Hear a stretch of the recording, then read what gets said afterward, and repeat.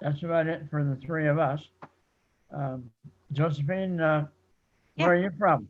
I'm from Coquitlam, so the Okay. Rotary Club of Coquitlam.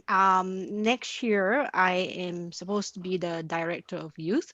I'm new to Rotary and only started in July Oh, Wow. last year. Yeah, and I was invited by the president of the club, who's my neighbor. So yeah, and when I was in high school in actually in Malaysia, I was part of the Interact club there. So oh, wow. Oh, well, Very good. Awesome. that's Cool. why they want you as youth chair.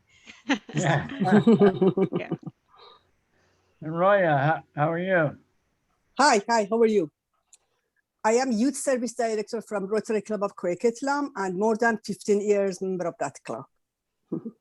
Interesting. Okay. This is the first session I've been to that has a balanced, well, actually, there's more Canadians than Americans. And that is unusual. Every other session I've been the lonely Canadian. Oh, hi, So, Gary. There's that other Canadian behind you. yeah, well, that other Canadian, yeah. He's going to actually sit here. He's going to sit here till I come back. No, you're not. Anyway, so we get started then on the, Sure. Sure. Kendall, you want to take it away? You got a PowerPoint you want to do? Sure. Let me see if I can get that shared. Can you see it? Yep. Yep. Cool. Yeah. Cute kids, right? Thank you, Microsoft. All right. So let me, that's interesting. Has me in Zoom. So let me just see if I can, there we go. So I just put this quick PowerPoint together. Do y'all already know Interact? I mean, you were in Interact. I'm wondering, should I just talk it still? Because this is being recorded. Yes. Okay. All right. So Interact is a Rotary sponsored club that actually functions in their high schools and our high schools and middle schools, potentially junior high in Canada, for kids that are 12 to 18 years of age. There is a little bit of an overlap there because 18-year-olds can be in it. And as was mentioned, I think the Interacts are sponsored by clubs and have to have a Rotary sponsor. And their charter is held by the Rotary Club itself. But they have to be self-governing and they have to be self-supporting. And they are required each year in the Interact handbook. So there's actually a guideline. If you go to the district5050.org site, you can download the written guideline in there, or written handbook. And they are supposed to create one local and one international fundraising or community project. They don't necessarily have to donate money, though I would say that's what we've figured out to do really for international projects so far. But on their local projects, they're doing a lot of volunteer work. And the goals for the kids are to generate in the children that we're working with leadership and individual responsibility, as well as hard work. And we want them to be, invested in community service, that whole service of both self. And so the projects, if you read about the project goals, it's to promote international understanding, goodwill, and personal integrity, which are goals in Rotary, obviously, as well, with the 4-way test. And, I do make sure in our Interact, they have the 4-way test up in the room they meet and that kind of thing. So that helps. I think additionally, Interact works to increase youth in Rotary, which decreases our average age, which is kind of old. And it also works to increase membership. And I'll talk about that as well with some of the pictures. And then globally, I found this fact on the internet, and it's a 2019 fact, so it's not quite up to date. But it is one of the fastest growing programs in Rotary, with 10,700 Interact clubs in over 100 countries and 200,000 estimated interactors. So I actually didn't quite realize it was that big. So, it's obviously grown since I had my intro to it. And I think too that, definitely last year in 2020, we require in our Interact, requires probably a strong word, but strongly recommend, especially to our leadership board, so the president, vice president, secretary, treasurer, that they attend Yale, because we want them to understand what Rotary is. And we have these kids that come out of Yale that kind of do fabulous things. We did have one of our interactors apply for youth exchange, but never managed to go this past year.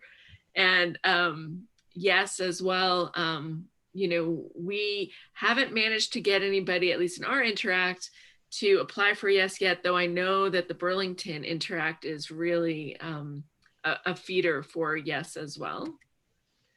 This is the list that I currently have for the Interact Club name, and then the sponsoring Rotary Club name, Muckle T.O.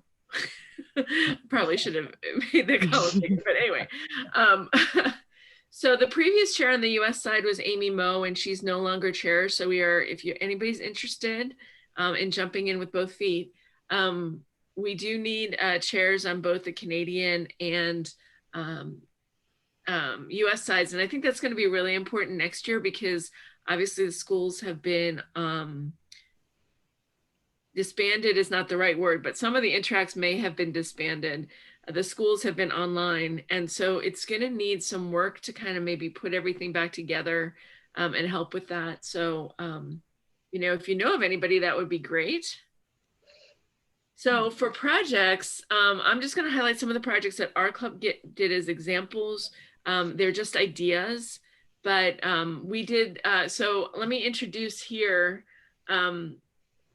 This is Joe, and I won't give his last name because I didn't talk to him about this, but he's still on my Instagram and he still messages me. And Joe is at Georgetown now, and Joe is now in Rotaract, in the Georgetown Rotaract. And so Joe started Project Pink.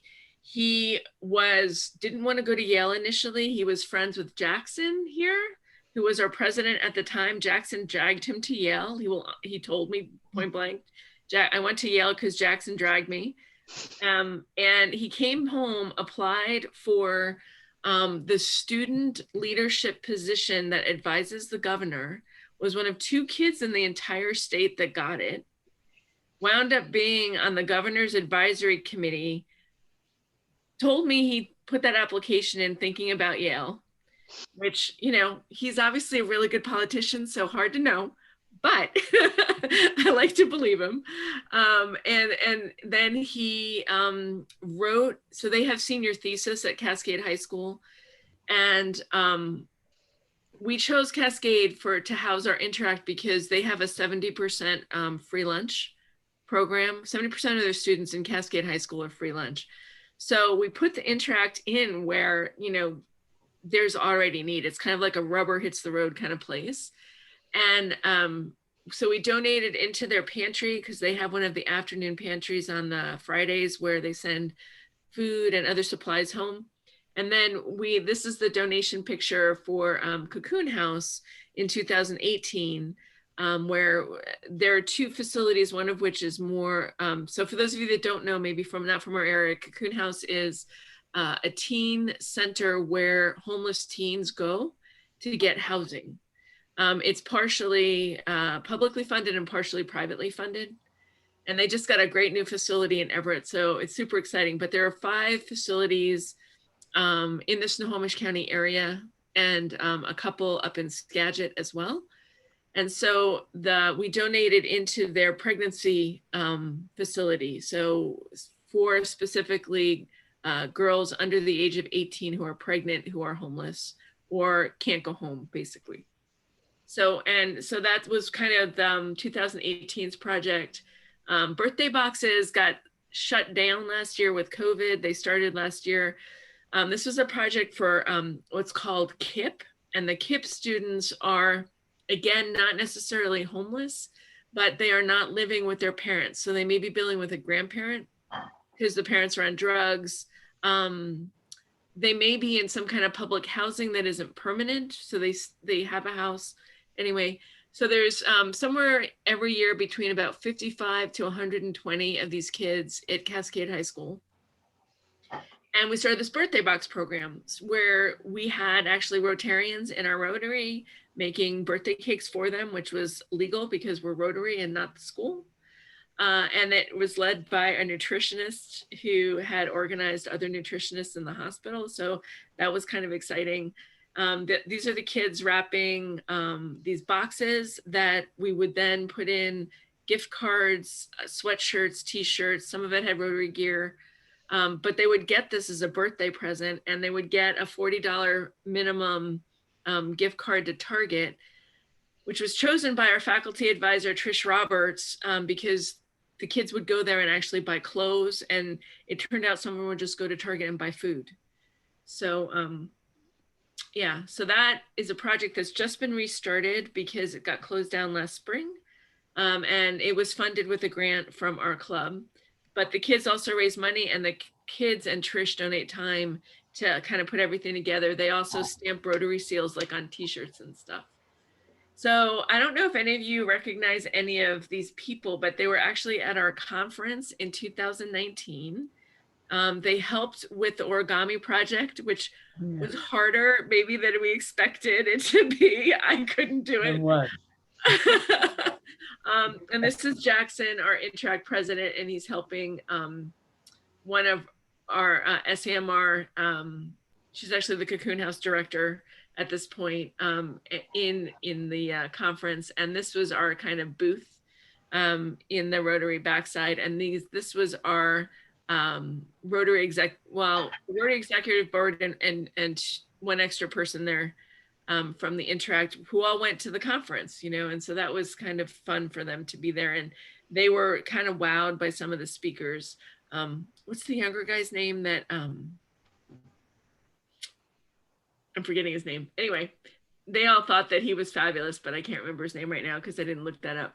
Anyway, so like I said, we've pretty much done fundraising things for international projects. So selling raffle tickets is a big thing down here, and then we would match whatever they would raise. You can get $1,000 off of a game in an evening. And so, that makes a $2,000 international donation when it's matched. And we've been, the Interact here has been, well, it was officially chartered in 2017, but we kind of pseudo started it a little bit sooner.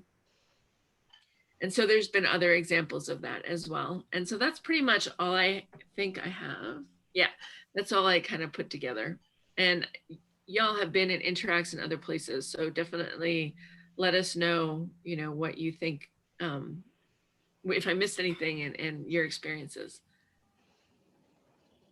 It's a great job. Yeah. Very informative. Thanks. No problem. So Josephine, what was Interact in Malaysia like? It was a long time ago, as you yeah, we was, there was a club, the Rotary Club, that sponsored us, and in fact, we had Interact clubs in quite a few high schools in my town, and it's not a very big town, which is kind of surprising. Quite a few. So a lot of, like, we'd go and pick up garbage, things like that, like different service projects. We would actually hold debates, at school, just to encourage that kind of activity. Yeah, just different things, a lot of garbage picking up, that kind of stuff. Yeah. Yeah. Yeah, we talked about organizing a beach cleanup. It wound up being a whole cascade student cleanup. So it wasn't really an Interact cleanup, but the interactors definitely participated in it. I think that's always a good thing. You can't, always need to pick up that litter, but alrighty. Looks good. Any other questions, or do you want me to say anything else, Ray? Good. Okay. Bye. Thank you. Sorry, I was muted. That's okay. You I'm going to be muted now. Stop sharing your screen. Thanks. There we go.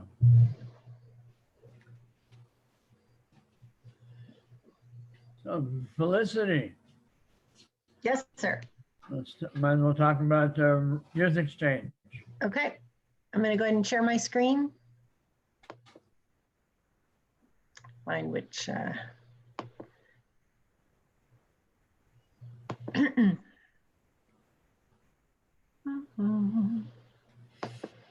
Oh yeah.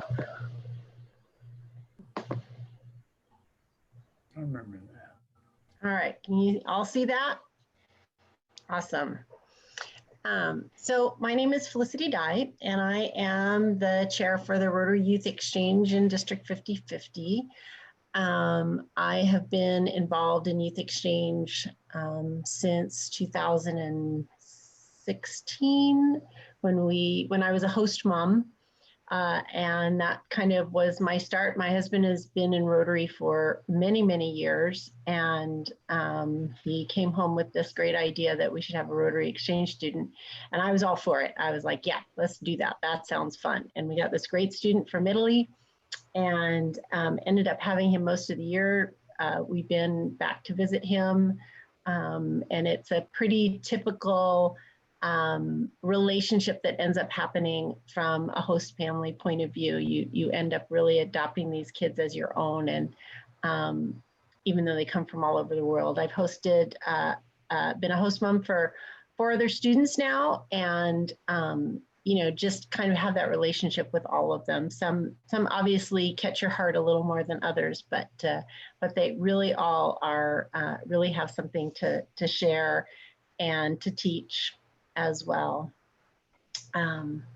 So my goal of the presentation is to walk you through a little bit of youth exchange. I'm going to assume that most of these clubs, well, I know that you don't participate right now. Our program is on hold for COVID, but we're hoping that as the year 22-23 rolls around, that we will kind of come back with a vengeance. We've typically had about 12 to 13 clubs in the district involved, and we'd like to up that to about 20 clubs. So why does Rotary do youth exchange?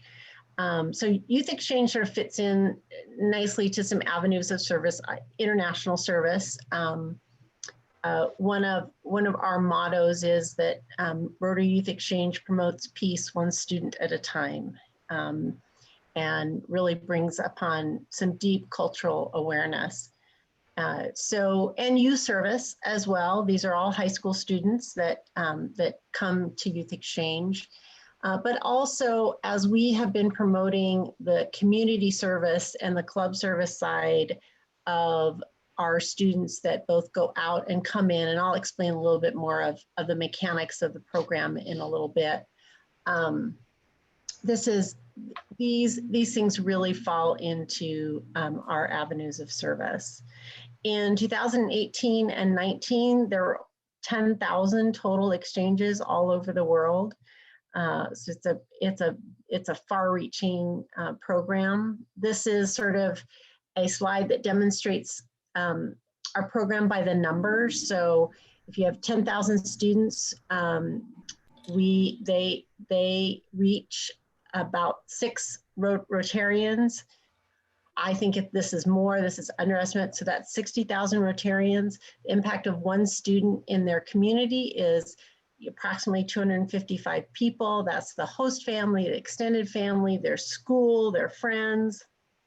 So the impact of those 10,000 students touch over 2.5 million people each year. So that's why this is such an impactful program for our students and for the people that come into contact with them, because they really are meeting people from not their own culture, not their backyard, and really understanding how these different cultures are the same and are different, and pretty meaningful.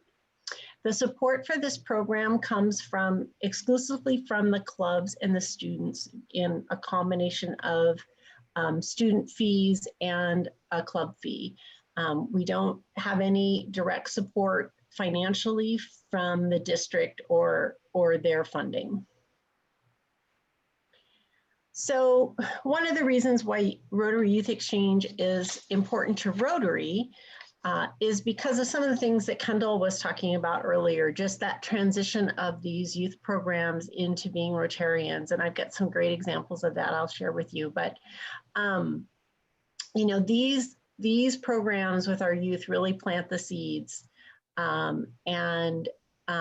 For those, I've given this presentation, a version of this, to about 25 clubs so far in the district. And a lot of clubs say, oh yeah, we used to participate in youth exchange, but you know, whatever reason, everybody got old. That's a typical one. And I'll say, so what happened to those students that went out and came back that are still in your community? Oh, I think we got a list somewhere. And I say, those are your future Rotarians. Go ask them to be part of your club. They are waiting. They understand what Rotary is, and they are waiting for somebody to ask them to join and participate. So it's a real pool of people. Rotary International now has called a ROTEX group, which is a returned Rotary Youth Exchange student group. And you become an alumni when you return. And so they are working toward really starting to market back to these students that have gone on exchange and come back, and getting them involved in Rotary. Often what I have seen within our district is that once students return, the clubs, they sort of just let the reins go, and that's not what we should be doing. We need to be engaging these students that come back. We've sponsored their trip out, and they're ready to come back and serve. So we see this transition. Ideally, we've seen it several times in our district, but that they become Rotaracts, or they go on youth exchange, they join Interact, or vice versa, and then Rotaract, and then Rotary. So sorry, this slide is a little small. I didn't have time to format it super well this evening, but I'm going to kind of draw you back to what the basics of youth exchange is. So youth exchange is a one-to-one exchange. So if you are a sponsor club, a local club, you sponsor a local student, high school student, and they go somewhere in the world. We'll say they go to Germany. And then a club in Germany sponsors a student, one of their local students, and that German student comes to our district. So these exchanges are district to district, even though they're club sponsored. So just because your club sends a student to Germany, you don't get a student from Germany necessarily. We tend to do a little bit of placement analytics when we get all of our inbound student reports, and but essentially it's one-to-one. And that helps with the schools, and it helps with a lot of things, because in the schools, which is part of this program, if they lose a student, they're gaining a student, they're not gaining an extra student. So typically the outgoing student will have the same high school that incoming student is being placed at. So exchange usually lasts between 10.5 months to 11 months a year. So almost a full year, the students are gone. It's a cultural and academic exchange. The students must be sponsored by a club. So this program is absolutely dependent upon the clubs to support the students. That's how our local students get to go out in the world, is that a club steps up and sponsors them. Typically, students are hosted by 2 or 3 host families, and a host family, it can be anything. Rotary is open and accepting to all types of descriptions of family, and so it can be a family with children or not. Some of our best host families are those retired families, because they have a little more time and a little more money, and they're a little more flexible. So when a club says, oh, we're too old to be hosts, that's not really true. The other thing is that hosting is really, getting these host families is now the responsibility. It is part of a requirement of our students when they apply. So they are to bring your club 3 host family applicants, so that the club is not going out and trying to find host families within their club, or I know someone. That is a student's responsibility. If they want to go on this program, they have to bring the club 3 host family prospects. Now, that doesn't mean the club still has to vet them and they have to be, you know, a good family to place in, but we're moving that onus from the club to the student in that regard. So we offer 2 types of exchange within Rotary Youth Exchange. One is the long-term exchange, which is typically what I talk about when I talk about a deep cultural understanding. But it does limit the amount of students that can go on a full academic year exchange. Often there are students who are in sports or music, and you know, a long-term exchange just isn't an option for them, even though they would love to have that kind of experience. And so we now offer a short-term exchange. Short-term exchange is a little bit different. Hey, Kendall, are you still on? I'm just wondering if you're still on. Sorry, I don't have my screen so I can see you. If you want to talk about short-term, I don't think she's on. No? Yes? No, she's not on. Okay, never mind. I'll do it. Oops, I went too far. Hang on, I got to get this little screen out of my way. There we go. Let me go back. Okay. So short-term exchange is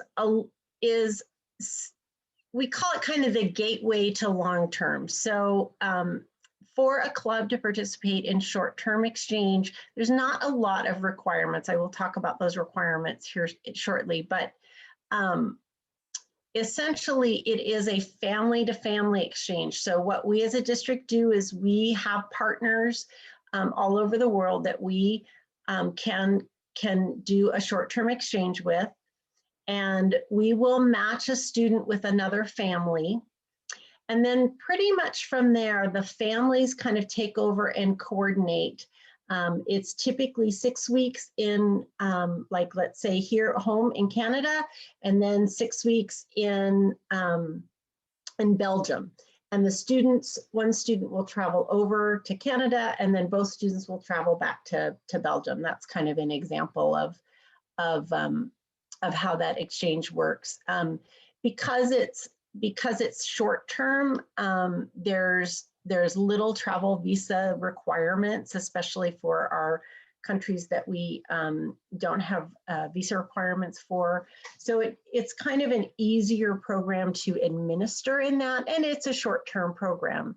One of the drawbacks to the program is that it really does tend to be a bit of a tourist exchange, because in 6 weeks you really can't captivate the kind of long-term cultural understanding that you get when you're immersed in a culture, as with the long-term program. So, but it is really an important program to be able to offer students. And last year, or the year before COVID, we had 10 students, and that was just the second year we'd done it, and we had expected that the next year we'd have up to 20. And we probably have capacity, depending on our amount of volunteers, to help make those family matches. You know, we could expand that up to 40 pretty quickly. So a great opportunity for a club to dip their toes into the water of youth exchange and kind of experience it on a real short-term level. And again, it's typically during the summertime, although it does tend to overlap. So terminology, if I can show you here in the light blue, outbound student, that's our local student that goes out in the world. And inbound student is a student from another country that comes into our community. A rebound student, as I mentioned before, that's a ROTEC student. That's a student who has completed their year of exchange. Youth exchange officer, that is a designated position within your club And that is a person who administers the program within your club. A club counselor is also a person within a club, a designate, and that person typically is the same gender as the as your inbound student. Doesn't have to be, and that person kind of acts as their advocate. They're there to listen. They're there to help with host family problems, school issues, those types of things. Typically, the club counselor develops a deeper relationship with the student than the YEO, but every club's a little bit different. A youth protection officer is a different level at the club, and often a youth protection officer and a youth exchange officer might be the same person in the club, depending on how large the club is. And again, most all of our clubs have a youth protection officer within their club that administers any youth programs, not just Rotary Youth Exchange. In this last final light blue block is Rotary Youth Exchange Admin Hub Yay, and that is essentially our database where we store all of our background checks, applications, every kind of document associated with Youth Exchange. That's where it's stored, and the YEO and the club counselor have access to that information in regards to their specific student. So I want you to meet Reese Carpenter. Reese and Rihanna, the next student I'm highlighting, both have done these presentations with me when we do our club presentations. And they're really dynamic speakers and really inspiring. So I'm not going to do justice to their experience, but they're great examples of students that have gone out on exchange and come back to their community. Reese went on exchange, I think, with District 5010, I think. So different district, but she came back to Western Washington University to go to school, and she found me on, our website and said, hey, I'm a former exchange student. What can I do to help? And that is really typical of a lot of these students. They want to come back and give back. So,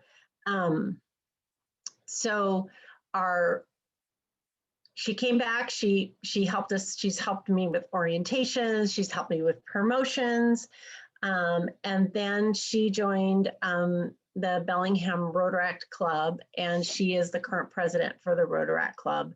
And so she's just a great example of how she's just taken those steps and continued with her involvement within Rotary, and really understands what Rotary is. Rihanna is a student from Chilliwack, and she was sponsored by our district, and she went to France. And when she came back, she actually started our own Rotex group within our district. We didn't really have a cohesive one. It was pretty scattered.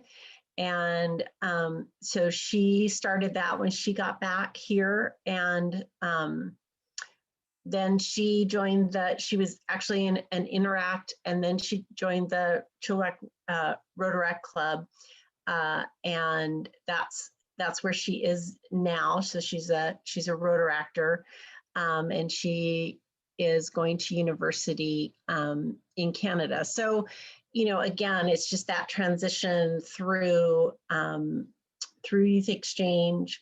Also, I will tell you that Rihanna's mother, Andrea, joined Rotary because of Youth Exchange, and she is this lady right here on my right, Andrea Stiller.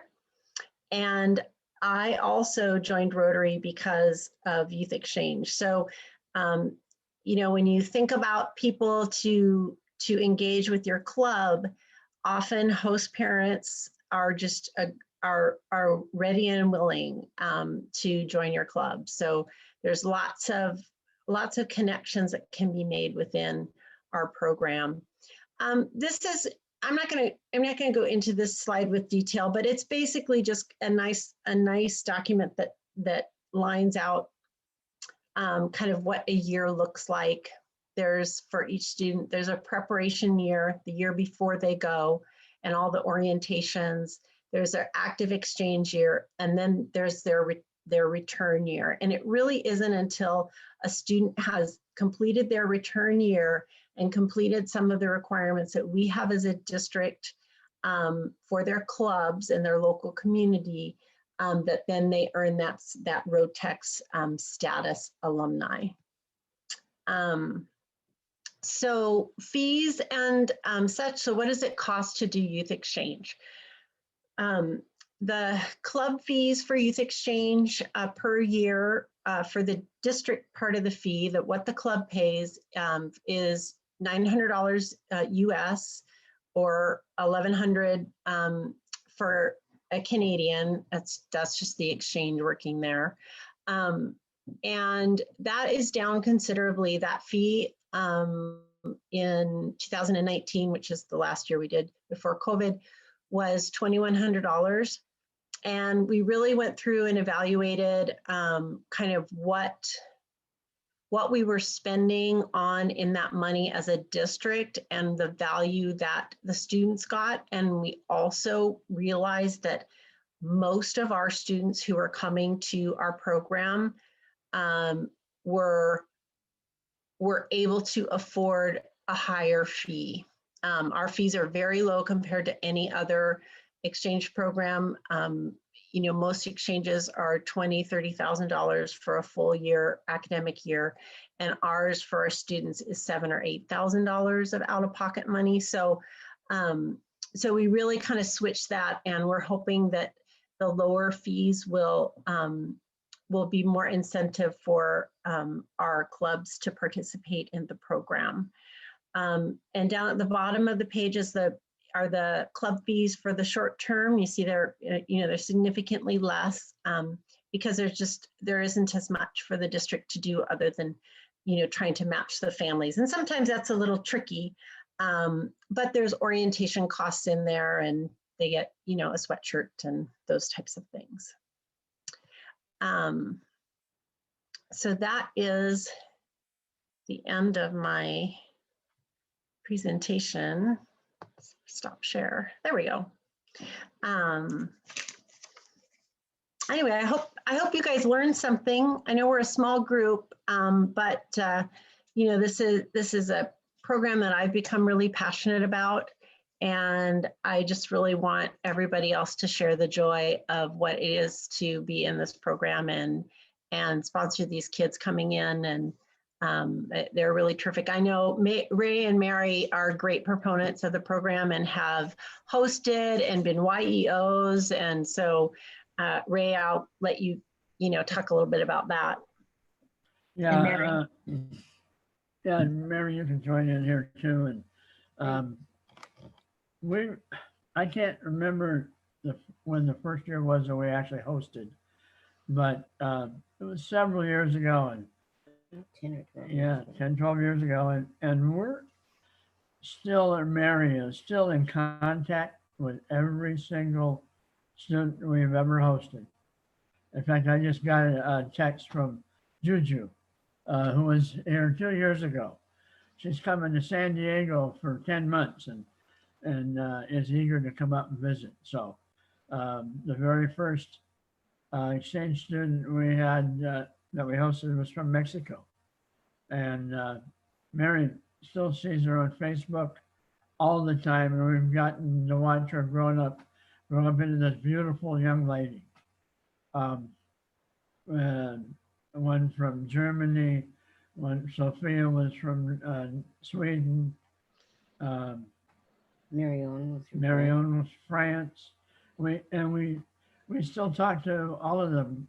Oliver was Denmark. from Denmark, and we've hosted all of those kids, and what fun it is.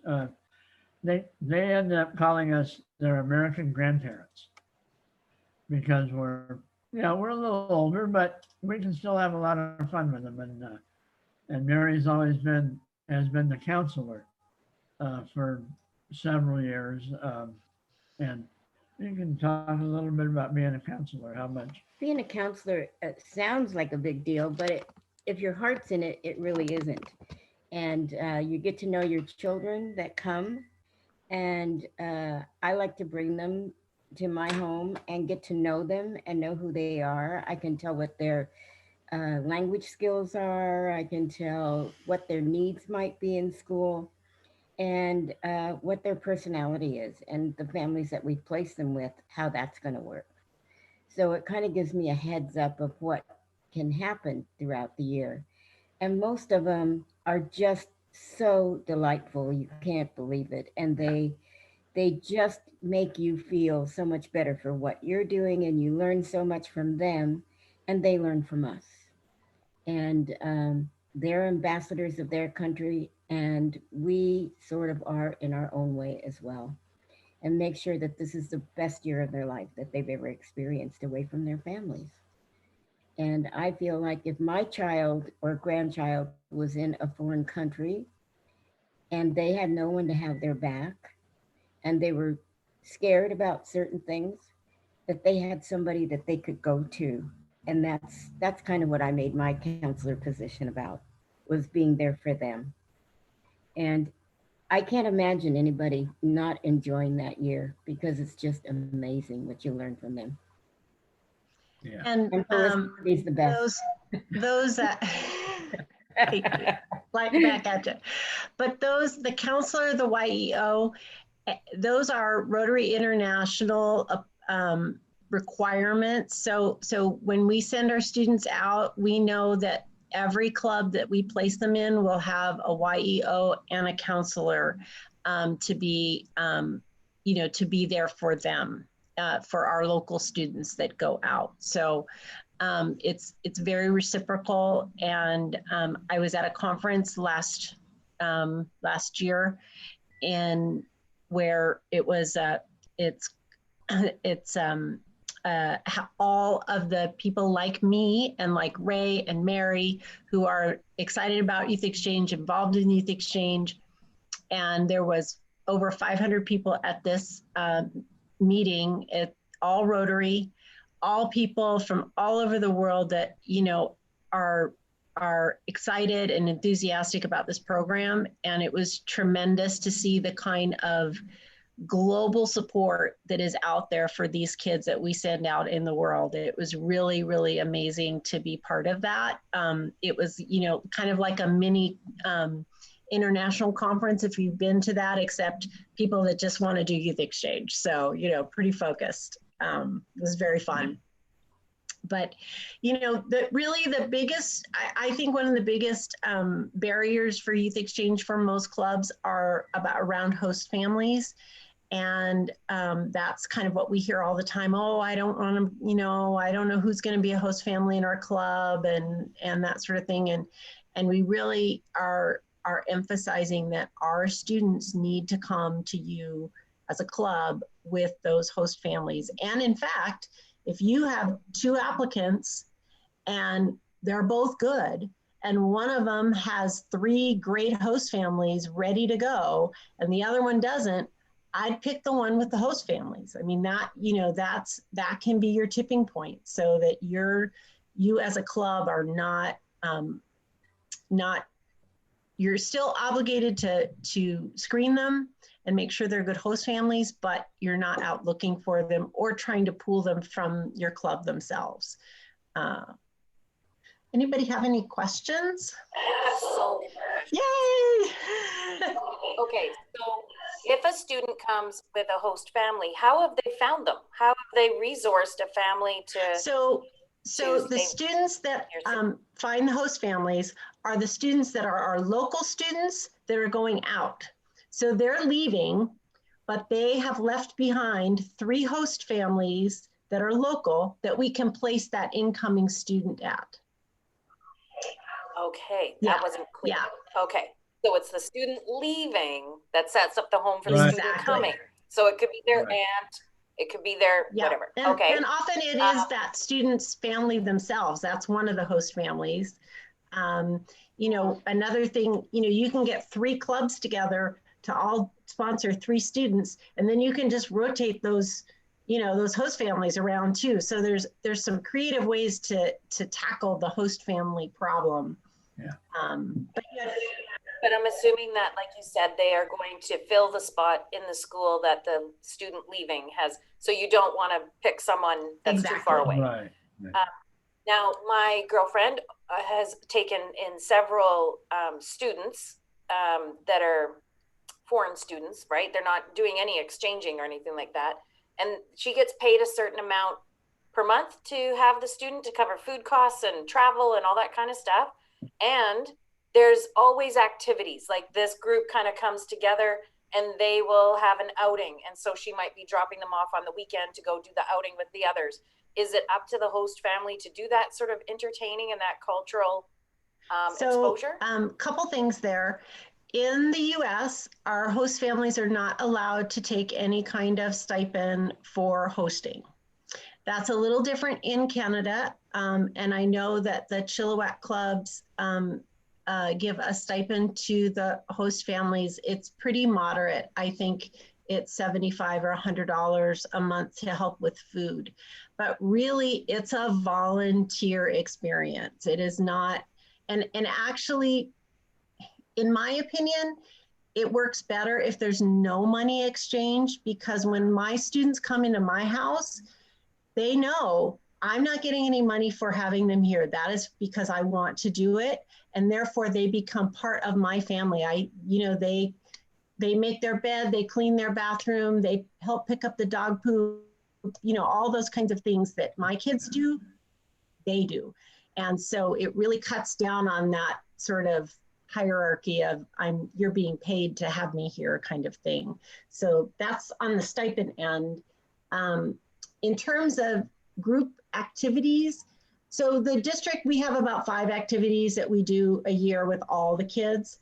But mostly the host families, again, it's 3 months, 3 months, 3 months. So a host family doesn't really have them that long. So it doesn't feel like you're entertaining all the time. You're just trying to show them the things in your community that you love.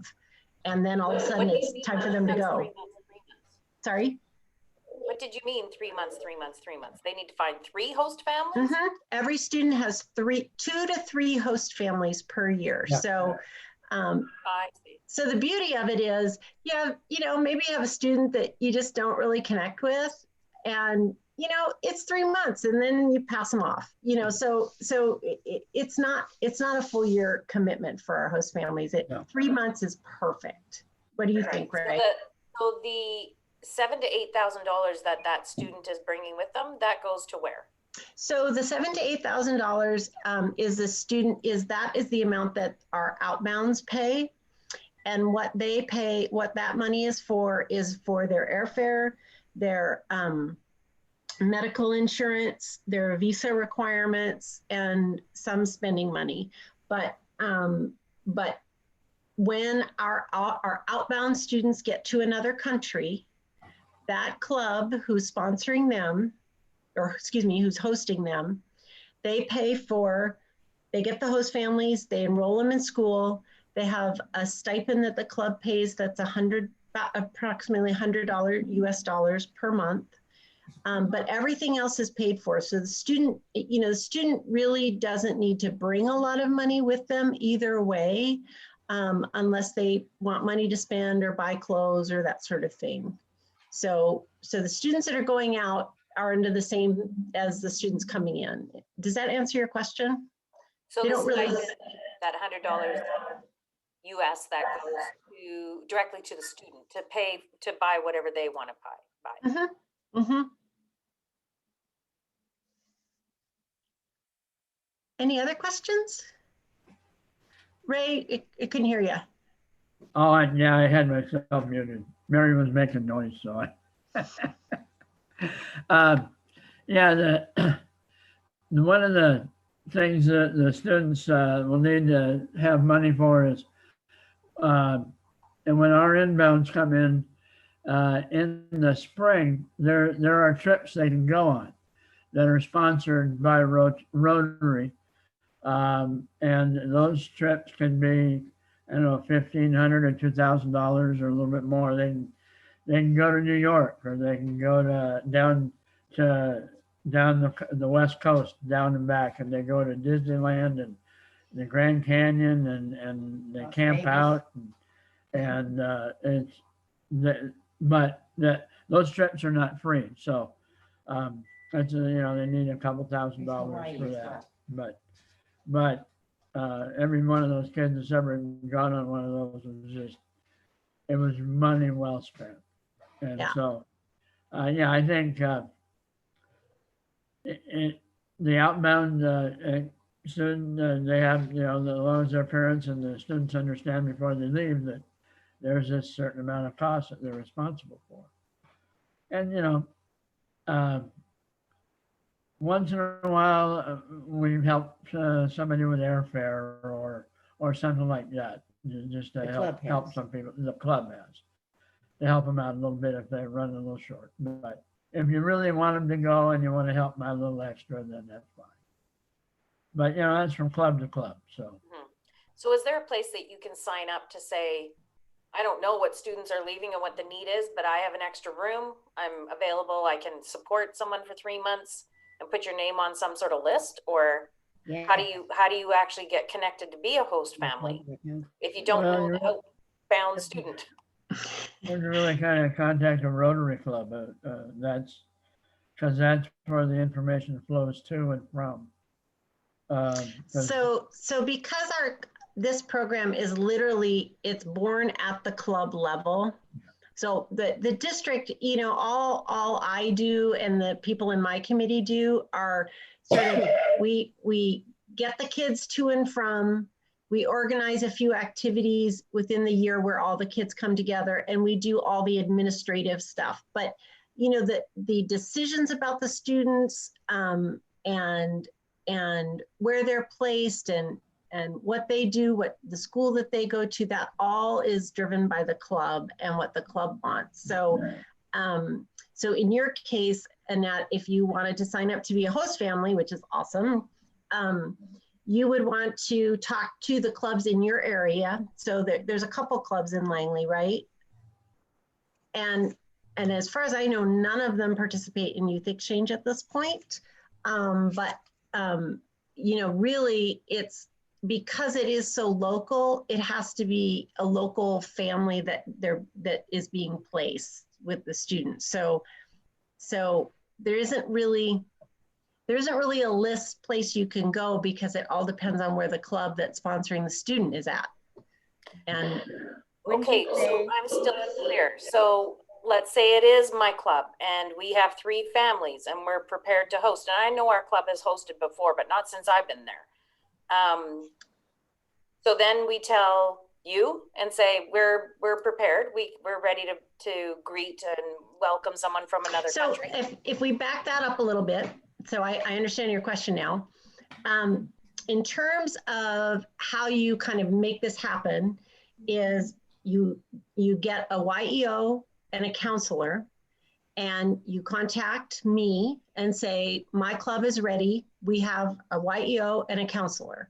And then I will help you, or someone in our committee will help you to recruit students for application so that you get your outbound student.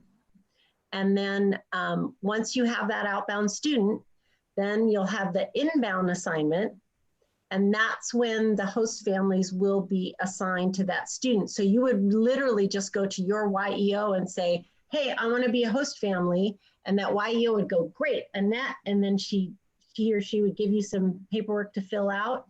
And then the district helps run the screening and the background checks. And once you're approved, then, and you've had some training, then you're a host family. So it's a pretty simple process. But it's really going to your club and saying, hey, I want to be a host family. And then they have a program to apply that to. Does that make sense? Okay. No. So now what we need is a student from Langley, for example, that wants to go somewhere. Yeah. And they need to pick where they want to go, or do they just say, I'm open to doing whatever, wherever I'm sent? In our program, the kids get, they essentially fill out their country choices. So, and typically our students get their top one or two choices of where they want to go, but they can't pick specifically because if we have a student, for example, that wants to go to a country that doesn't do youth exchange, well, that's not going to happen. If we have a student that wants to go to a country that doesn't take somebody of their age because they're just a little old or whatever, then that doesn't happen. If they want to go to a country that we've had a bad exchange, history with, we're not going to put a student there. So, they can't be specific. They have to be open. This is an amazing experience that really where they go is inconsequential to the experience. And the average age that youth are going, 15. is it like, I can't imagine a lot of youth wanting to miss their grad year, for example. So typically we see juniors go out. They go out on their. That's grade 11 for us, right? Grade 11. Yeah, grade 11. And then, but sophomores often, and we have a lot of seniors. They're like, no, I'm done with high school. I've completed all my requirements and I'm going to just go. And so it just depends on the student, but typically they're juniors. I think what happens at our high school at South Whitby is it's advertised by the school, promoted by the school as being an opportunity. And we have students that know about it. And when they come in their freshman year, they go to the counselor and say, okay, I want to be a youth exchange student and I know I have to be gone a year. What do I have to do to get done so I can still come home and graduate and not merely miss a year in school? And so those kids are really committed they want to do it no matter where they're going. And that's how it works a lot in our area is these kids have thought about it for a long time and they do what's necessary scholastically to be prepared to be gone for a year. One thing because in most high schools, they get no credit for being gone and being in school in another country. South Whitby is a little unusual in the fact that they will actually give a student 4 to 6 credits for, they'll call it life experience. But I don't know of any other high school that does that, but and they're unique in that way here on South Whitby. But when we're doing the youth exchange, the word gets out and they and kids will come in and get the applications, and we'll interview half a dozen to we've had as many as 12 or 15 applicants. And then it's a serious interview process that goes with that. And when you finally decide who you'd like to extend the opportunity to, you have several disappointed kids, but then you just go from there after you picked them and they understand what's involved and it's part of the training experience before they go. So there's no surprises. Right. And I'm assuming that there's a lot of training that goes into the YEO and the counselor position. It's not just something you do in an hour. Correct. There's because we're part of what's called NIAN, which was this meeting that I told you about that I went to. They actually, it's another extension of Rotary. Who knew there was yet another one, right? But but they actually establish all of our training materials, all of the classes. It's all online. And so it's super easy to get through and really nicely done. So it's a pretty clear path. You know, it's probably maybe a two-hour commitment to the online trainings for the YEO and the counselor position. And then we'll do like quarterly Q&As as well. So if you have questions about things, we did a whole session with all other YEOs. So you all get together and you can talk about, you know, how things are going and what ideas you have to do with the students and that sort of thing. So there's a pretty big support group here within our district. We're also, it got a little stalled because of COVID, but we are going into a joint venture with District 40, our neighbors to the west, and they are Canada and US as well, and for their exchange program. And so we have a lot of similar things that we do, and we're going to combine some of our orientations and some of those those things for the students, just to help broaden our scope a little bit in terms of what we can do as one, you know, smaller committee. So I'm pretty excited about that. And that's typical all over the world, that districts will come together to sort of form, you know, a little multi-district group so that they can be more efficient, especially when we have these international districts, because the rules are so much different in Canada than US, and you just kind of go, okay, who goes where? Right. I'm conscious of the time. Sorry, Yeah. I asked so many questions. Does anyone else have Thank questions? you. Yeah.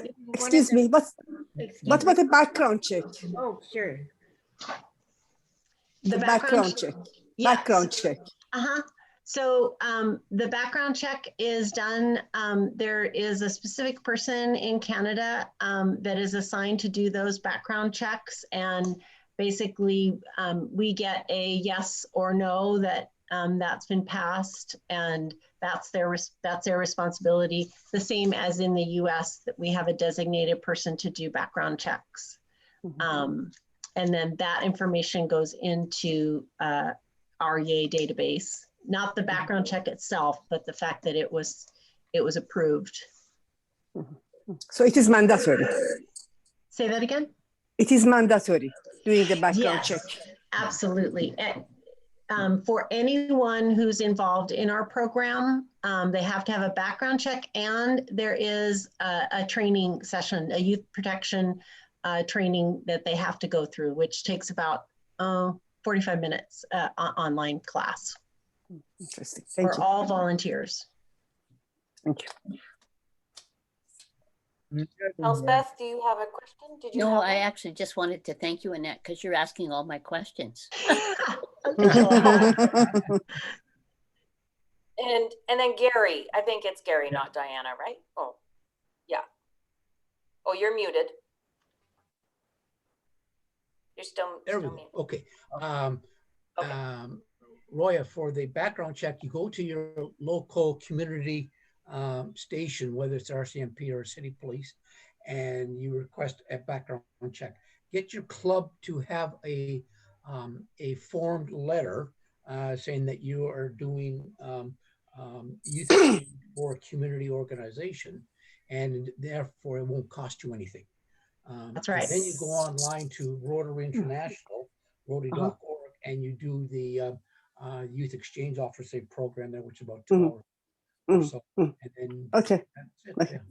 Yeah. Thank you very much. I already did a background check myself. I'm asking in general for the rest of the members that, you know, it's mandatory. Thank you very much. Yeah, it's not a hard thing to do. Last time I took the training, there was some discussion about driver's abstracts. about making sure that if the host family was going to be transporting the youth anywhere, that the driver's abstract was also checked. I don't know where it went from there. That's not something we do at all. Because So- a bad driving record or wouldn't show up in your criminal record check, but it certainly would show up in your driver's abstract. Open your background check. Yeah, it might show up in your background check if you've been cited for anything. Like DUIs or. Well, only if you were charged. That wouldn't show up in the Canadian. Yeah. Oh, okay. Well, it would here. Well, only, sure. For your driver's abstract, you just go down. You can do it online too, I think. You just go down to your local ICBC center. Oh yeah, no, you can get your driver's abstract online, but I don't know if we're requiring it before making a selection. It's the first time we've heard of it. If your club, what I'll say is if your club wants to make that a requirement, we're fine with that. I mean, that's above and beyond what the requirements are of Rotary International and district. So, because driving, if you have to remember, is a unique North American thing. When you go to other parts of the world, people don't drive as much as we do. You know, they take the train. They have other forms of transportation. So we're very driver centric. Any other questions? You guys are great. Thank you. Thank you, Annette. Thank you. I'm ready to sign Thank up. you. Thank you. Our cat's too mean. Never mind the kids, the cat. Ray, do you want to do the final closing for this session, or do you want me to? Well, I can do it. I just want to thank everybody for coming, and you've asked a lot of great questions, and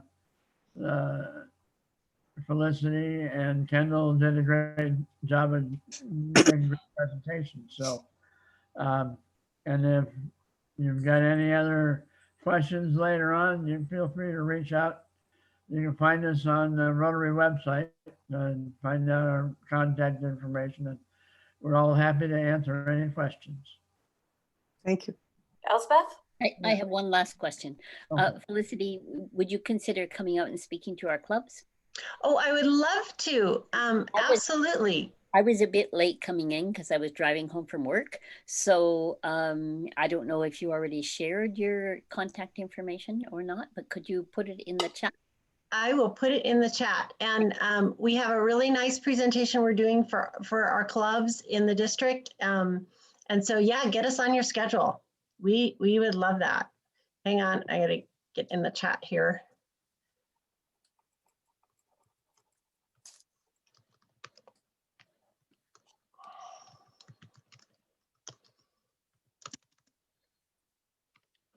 There we go. There you go. And we also have our own website that I need to make sure I get the URL right, and I'll type it in as well into the chat, which this has just, real granular as well as overview information for our particular program in our district. So, oops. Listed 0. YouthExchange5050.org. And that's got a contact us feature and everything host families need to know, students need to know, and clubs need to know about starting our program in your club. But yeah, Elizabeth, reach out to me, please. I would love that. What club are you with, so I remember? The Mission Morning, so Mission Sunrise. Okay, perfect. It's just the official name is the Rotary Club of Mission, but there's two clubs here, so we're the morning. Yeah, get me on the schedule. With Zoom, we can have our students, they can come from wherever they are.